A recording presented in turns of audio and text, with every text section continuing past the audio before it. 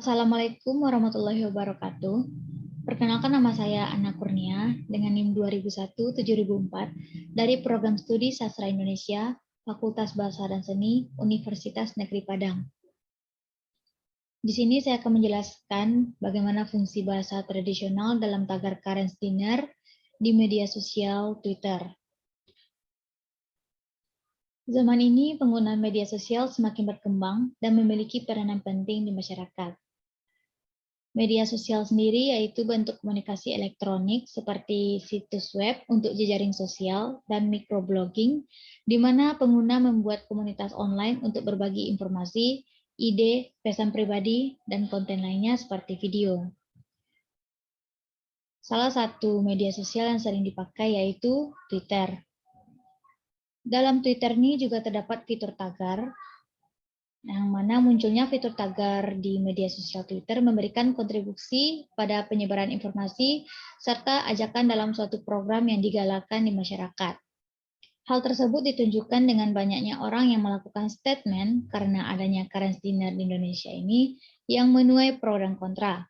Dikarenakan banyaknya statement pro dan kontra tersebut, beberapa netizen Twitter berinisiatif untuk meluruskan kembali pandangan masyarakat tujuan didirikannya restoran tersebut dengan membuat tagar Karens Dinner.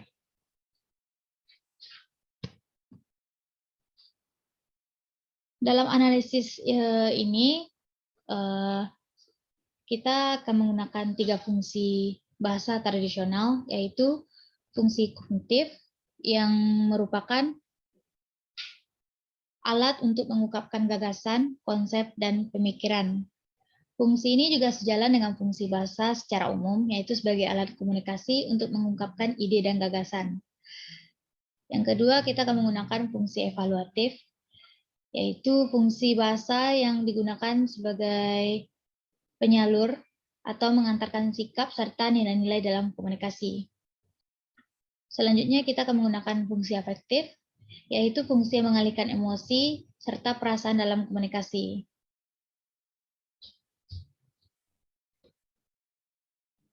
Oke. Yang pertama, fungsi kognitif.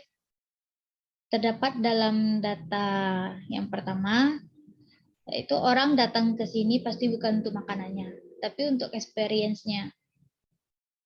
Dan itu tricky banget. Kalau sampai ditawarkan jadi lebih banyak gimmick marah-marahnya ketimbang fun-nya, orang nggak akan peduli makanannya seenak apa. Dari _goodcan. Dalam data pertama ini termasuk ke dalam fungsi kognitif dalam mengemukakan pikirannya melalui sebuah cuitan di media sosial. Ditunjukkan bahwa penutur tersebut berpendapat bahwa orang yang datang ke Karens Dinner tersebut bukan untuk mencoba makanannya, tetapi untuk eksperimen dengan mengikuti konsep restoran tersebut, dan merasa itu sulit sekali untuk diikuti. Jika lebih banyak berpura-pura marah daripada merasakan keseruan konsep restoran tersebut, orang-orang tidak akan peduli lagi makanannya bagaimana. Sebagaimana diketahui banyak orang bahwa Karens Dinner merupakan restoran yang awalnya dibuka di luar negeri, yang pelayannya melayani dengan ekspresi jutek dan nada suara serta gaya bicara yang tidak sopan. Tentunya sebagian orang merasa ingin mencoba hal-hal yang berbeda dengan restoran lainnya. Namun menurut penutur, orang-orang hanya ingin penasaran dengan konsep tersebut tanpa peduli makanannya itu enak atau tidak. Data duanya yaitu buat orang Indonesia yang kesehariannya masih syarat sopan santun, Karens Dinner Jakarta kan fail sih, walau makanannya enak, menjaga orang biar tetap nafsu makan sambil dimarahin itu sepertinya butuh strategi yang lebih matang, biar kesannya nggak sekedar nyontek aja. Nah, menurut penutur di sini menunjukkan bahwa Indonesia masih menerapkan budaya sopan santun dalam masyarakat. Namun setelah viralnya pelayan yang berbicara kasar itu pada pembeli, menurut penutur restoran dengan konsep seperti itu sudah ada di luar negeri, akan gagal di Indonesia. Menurut penutur, menjaga orang tetap nafsu makan sambil dimarahi itu harus memiliki strategi yang matang, dengan maksud untuk tidak memberi kesan meniru dari restoran current dinner yang dari luar negeri.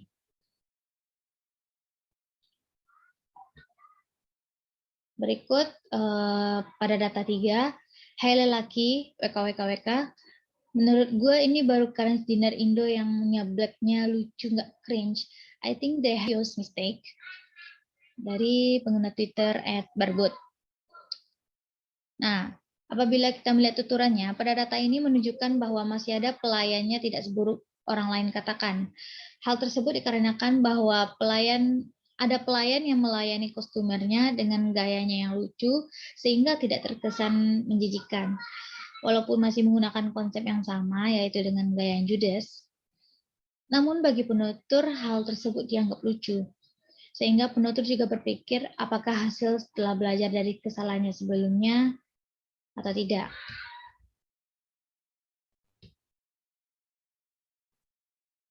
Selanjutnya kita akan melihat fungsi evaluatif pada cuitan Twitter dari data 4, yaitu agak terlalu cringe. Gue nggak paham sama mekanisme rekrutmen dan SOP-nya current dinner Indo. Tapi yang gue lihat-lihat, yang harusnya root behavior and shit service malah jadi sorry, uncultured, mannerless, cringe. Coba deh di-brief lagi staffnya biar nggak fail nge-jump on the bandwagon-nya. Dari pengguna Twitter, Primulfy. Dari cuitan tersebut, termasuk pada fungsi evaluatif karena penutur mengungkapkan bagaimana pelayanannya dari para karyawan di restoran tersebut, seperti orang yang tidak berbudaya dan tidak sopan. Sehingga penutur tersebut merasa belum mengerti bagaimana proses perekrutan dan aturan yang ada di current dinner tersebut. Penutur juga menilai bahwa karyawan tersebut di briefing lagi agar tidak terjadi hal-hal yang serupa. Dan selain itu, cuitan yang bahasanya dicampur dengan bahasa asing tersebut memperlihatkan bahwa penutur berusaha untuk tidak menggunakan bahasa Indonesia agar tidak terlihat kasar ucapannya.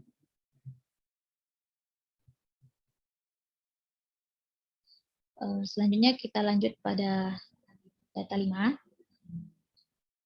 I really appreciate the effort, but alangkah baiknya jika di waktu mendatang bisa riset lebih mendalam, sehingga konsep yang ditawarkan bisa tetap align sama nilai keseharian kita. Gue percaya kok para pelanggan akan selalu open sama konsep-konsep kuliner baru. Just my 2 cents. Dari pengguna Twitter, Good Cat. Dilihat dari tuturannya, data tersebut penutur menyarankan agar di waktu mendatang, restoran tersebut dapat melakukan riset lebih dalam, agar konsep yang digunakan bisa selaras dengan norma masyarakat. Penutur juga menilai bahwa orang akan menerima sesuatu yang baru, termasuk pada restoran yang dimaksud tersebut. Oleh karena itu, berdasarkan pengumpulan dan pengamatan bukti serta dampak dari didirikannya restoran tersebut di Indonesia, hal yang dipikirkan dapat disalurkan melalui sebuah komunikasi dan fungsi evaluatif pada bahasa juga dapat berperan dengan baik. Selanjutnya kita masuk pada fungsi efektif. Terdapat pada data 6, yaitu makin kesini kayaknya gue capek banget ya. Gini aja udah bikin gue ngakak receh banget gue sekarang. Dari pengguna Twitter, @rama_diska. Berdasarkan data tersebut, menunjukkan bahwa penutur merasa adanya restoran current dinner di Indonesia dengan konsep pelayanan yang judes dan kasar itu menurutnya itu lucu. Karena dalam cuitan tersebut terdapat kata ngakak, namun penutur merasa lelah dengan pro dan kontra mengenai current dinner tersebut. Lelah yang dimaksud bukan lelah karena kelelahan fisik, melainkan merasa sudah tidak ingin lagi membahas restoran dan cuitan para netizen. Selanjutnya pada data 7, yaitu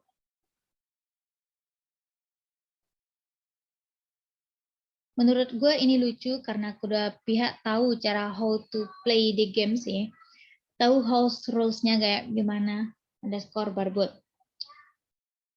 Jadi berdasarkan cuitan itu dapat dilihat bahwa penutur merasa lucu terhadap konsep restoran yang terkenal akan kekasaran pelayannya itu. Penutur merasa lucu karena melihat bagaimana kedua belah pihak, baik dari karyawan maupun pelanggan, tahu bagaimana cara menjalankan konsep tersebut dan tidak terjadi konflik seperti yang diceritakan oleh orang-orang.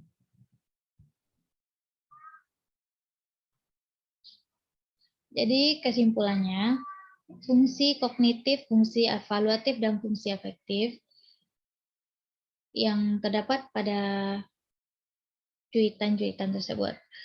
Jadi banyaknya tuturan melalui postingan dari media sosial tadi membuat topik tersebut menjadi topik yang sedang hangat atau sering dibicarakan atau viral di Indonesia. Berbagai macam tuturan yang diungkapkan berdasarkan fungsi bahasa kognitif yaitu mengemukakan pendapat bahwa orang hanya ingin penasaran dengan konsep restoran tersebut tanpa peduli jika makanannya itu enak atau tidak.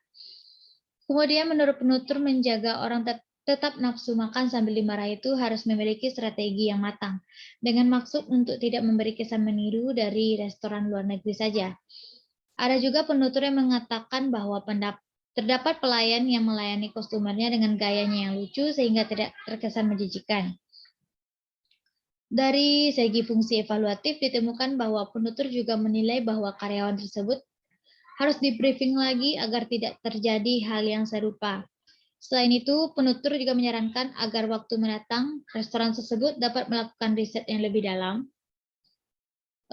agar konsep yang digunakan selaras dengan norma masyarakat. Penutur juga menilai bahwa orang yang akan menerima sesuatu yang baru, sedangkan dari fungsi afektif, penutur merasa adanya restoran Karas Dinner di Indonesia dengan konsep pelayanan yang judes dan kasar itu menurutnya itu lucu. Masih dengan perasaan yang sama, penutur lainnya juga menjelaskan bahwa bagaimana kedua belah pihak, baik dari karyawan maupun pelanggan, tahu bagaimana cara menjalankan konsep tersebut dan tidak terjadi konflik seperti yang diceritakan oleh orang-orang. Jadi itulah fungsi bahasa tradisional dari cuitan Twitter dengan tagar Karen's Dinner. Mohon maaf atas segala kesalahan. Assalamualaikum warahmatullahi wabarakatuh.